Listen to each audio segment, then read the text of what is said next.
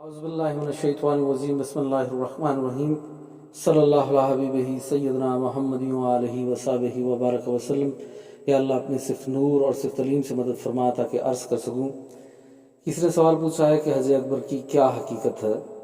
वैसे तो तमाम उलमा इस बात पे जवाब दे दे के थक गए हैं कि हज अकबर कोई चीज़ नहीं है और लोगों ने मशहूर किया हुआ है और ये गलत बात है, ये मनगढ़ंत बात है, इसकी कोई हकीकत नहीं है, पर कोई सुनने के लिए तैयार नहीं है। बहरहाल सूरत तौबा की आयत नंबर 3 में हज अकबर का जो जिक्र हो, पहले मैं वो आयत आपके सामने पढ़ता हूँ, फिर इसकी मुख्तसर तफसीर और बाकी बातें होंगी। ये आयात अल्लाह और उसके रसूल सल्लल्लाहु अलैहि वसल्लम की जानिब से तमाम लोगों की तरफ हज अकबर के दिन ऐलान आम है कि अल्लाह मुशरिकों से बेजार है और उसका रसूल सल्लल्लाहु अलैहि वसल्लम भी उनसे बरीज़िम्मा है। बस है मुशरिको, अगर तुम तौबा कर लो तो वो तुम्हारे हक़ में बेहतर है, और अगर तुमने रूगर्दानी की तो जान लो कि तुम हरगिज़ अल्लाह को आजिज़ ना कर सकोगे। और ए हबीब सल्लल्लाहु अलैहि वसल्लम, आप काफिरों को दर्दनाक अजाब की खबर सुना दें। इस आयत में तो बहुत बातें बयान हुई हैं। बहरहाल अभी हज अकबर की बात हो रही है, तो इस आयत में अरबी में भी हज अकबर का लफ्ज़ आया और उर्दू में भी हज अकबर का लफ्ज़ आया है। और ये जो लफ्ज़ आया है ये हर हज के लिए आया है, हर हज को ही हज अकबर कहा जाता है। अब इसकी तफसीर देखते हैं। तो इसकी मुख्तसर तफसीर ये है कि यानी 10 ज़िलहज्जा, जिसे यौमुल नहार कहते हैं, हदीस सही में आया है कि हिज्जतुल विदा में नबी सल्लल्लाहु अलैहि वसल्लम ने खुतबा देते हुए हाज़रीन से पूछा, ये कौन सा दिन है। लोगों ने अर्ज़ किया, ये यौमुल नहार है। फरमाया, ये हज अकबर का दिन है। यानी 10 ज़िलहज के दिन को हजूर ने हज अकबर का दिन फरमाया। यानी हर हज में 10 ज़िलहज का जब दिन आएगा वो उसको हज अकबर कहा जाएगा।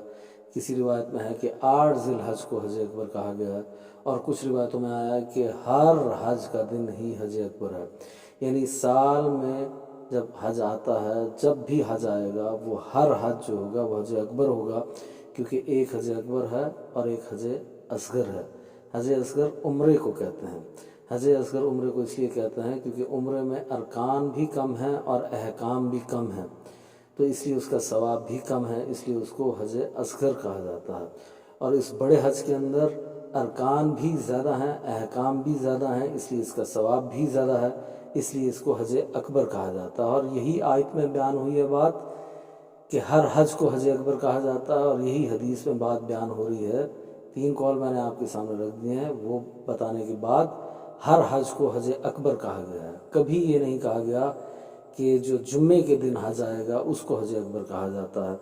तो ये लोगों में एक गलत बात मशहूर हो गई है। तमाम उलमा इस पर बयान कर कर के थक गए हैं, हार गए हैं, पर कोई मानने के लिए तैयार नहीं है। लोग कहते हैं ऐसा हदीस में है, किसी हदीस में नहीं है, कोई दलील नहीं है।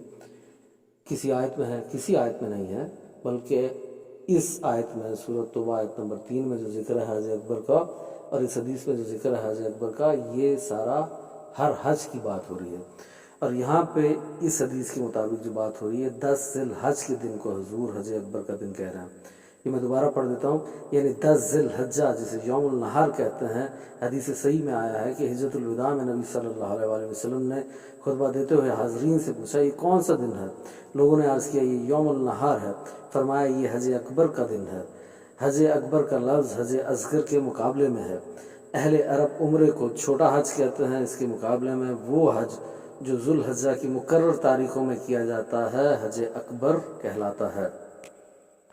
बहरहाल जुम्मे के दिन की अपनी एक फजीलत है, और दूसरी बात यह है कि नबी पाक सल्लल्लाहु अलैहि वसल्लम ने जो हज किया वो भी जुम्मे के दिन ही था। ये नहीं कि सोच समझ के कि जो जुम्मे के दिन वाला हज आएगा मैं वो करूँगा तो हज अकबर होगा, ऐसा कुछ नहीं है। बल्कि उस साल, जिस साल आपने हज किया उस दिन, उस साल हज था ही जुम्मे के दिन, तो इसलिए वो कर लिया। अब अगर कोई जुम्मे के दिन वाला हज कर लेता है तो उसका फ़र्ज़ भी अदा हो जाएगा, और एक किस्म से वो सुन्नत भी बिल्कुल वैसे ही अदा कर रहा है कि जुम्मे के दिन हजूर ने किया था तो उसने भी जुम्मे के दिन कर लिया। बस यही फजीलत हो सकती है, या जुम्मे की अपनी भी एक फजीलत है। तो इसके अलावा ये नहीं कि हज अकबर जो है कोई अलहदा एक हज है, कि उम्रा एक अलहदा चीज़ है, हज एक अलहदा चीज़ है और हज अकबर एक अलहदा चीज़ है, ऐसी कोई बात नहीं है। बल्कि हज को ही हज अकबर कहा जाता है। میں مزید ایک اور بھی بات جو کچھ علماء کی طرف سے ہے وہ بھی ایڈ کر دیتا ہوں. وہ یہ کہتے ہیں کہ مقبول حج کو حج اکبر کہا جاتا ہے. اب اس کا تو آپ کو پتہ نہیں لگے گا کہ کون سا حج آپ کا قبول ہوا ہے کون سا نہیں ہوا.